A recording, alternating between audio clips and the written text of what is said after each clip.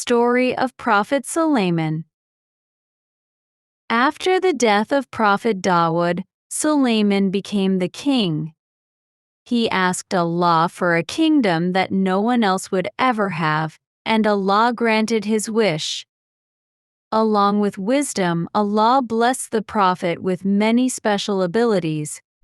He could control the wind as he wished, and he could understand the language of birds and animals and even talk to them. The Prophet ruled the kingdom wisely, and under his command, they built large temples, fortresses, towers, and palaces. Once, Prophet Suleiman and his army were traveling through a valley on their way to Ascalon. While passing through the valley, an ant noticed the approaching army. The ant cried out to warn the other ants, saying, "Go to your homes. Otherwise, Suleiman and his army might accidentally crush you."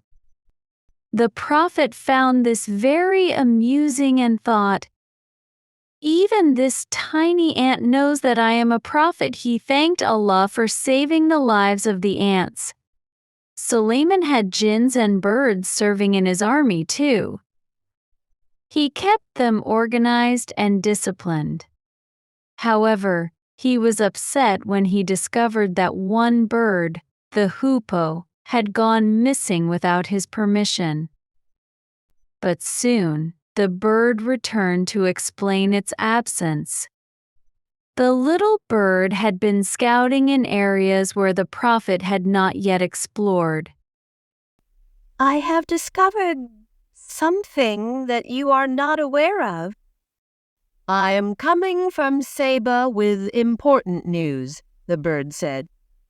The Prophet's anger subsided and he became curious. The bird continued, "Saba is ruled by a queen named Bلقيس who has a lot of wealth, including a magnificent throne. But despite their wealth, they worship the sun instead of Allah." The Prophet wanted to verify if the hoopoe was telling the truth, so he sent a letter to the queen. The bird carried the letter to the kingdom of Bلقيس. The hoopoe dropped the letter in front of the queen and flew away to hide. The queen opened the letter and read the greetings from the Prophet. The Prophet had also asked her to surrender to Allah. This troubled the queen, so she called her advisors for help. They advised her that even though their country had the power to wage a war, they preferred to seek a peaceful resolution. Then they came up with an idea. They decided to send messengers to the Prophet's palace under the pretense of bringing gifts. They instructed the messengers to gather information about the Prophet's army and kingdom. When the messengers reached the Prophet's palace, they realized that Saba was insignificant compared to the Prophet's kingdom.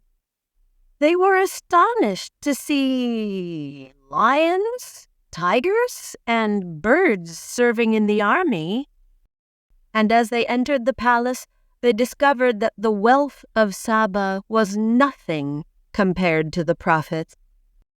The palace floors were made of sandalwood and gold. Suleiman understood that the messengers were there to gather information about him.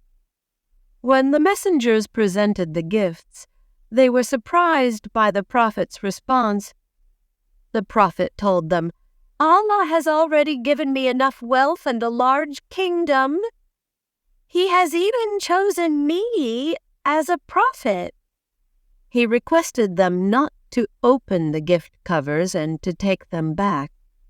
He also sent a message to the queen, warning that her country would be destroyed if she didn't accept Allah. The queen's messengers returned with the gifts and delivered the message to her. They also shared the wonderful things they had witnessed.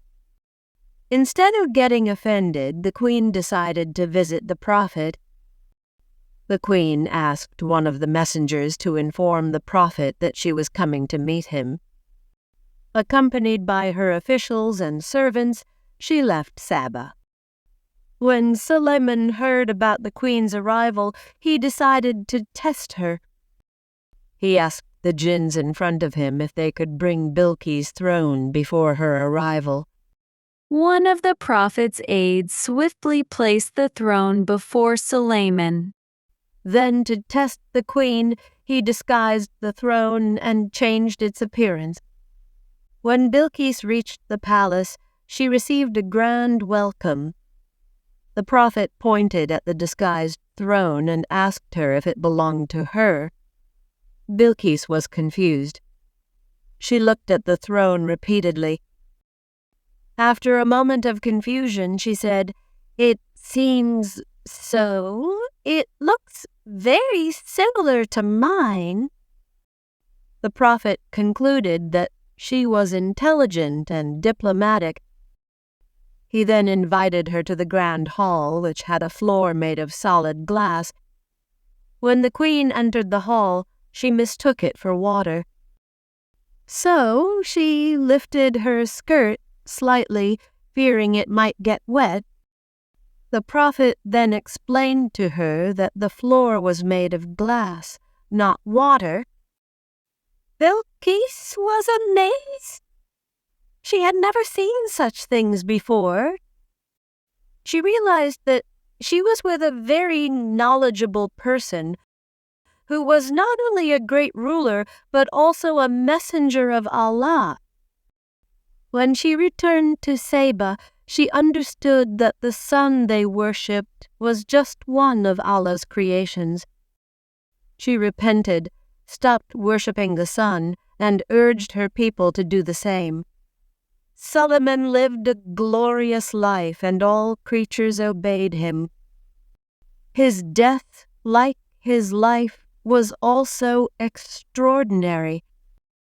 One day, while the prophet was overseeing the jinns working in the mine, he sat holding his staff.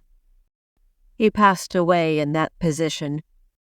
For a long time, nobody knew about his death because he was sitting upright. The jinns continued working in the mine, thinking the prophet was watching over them.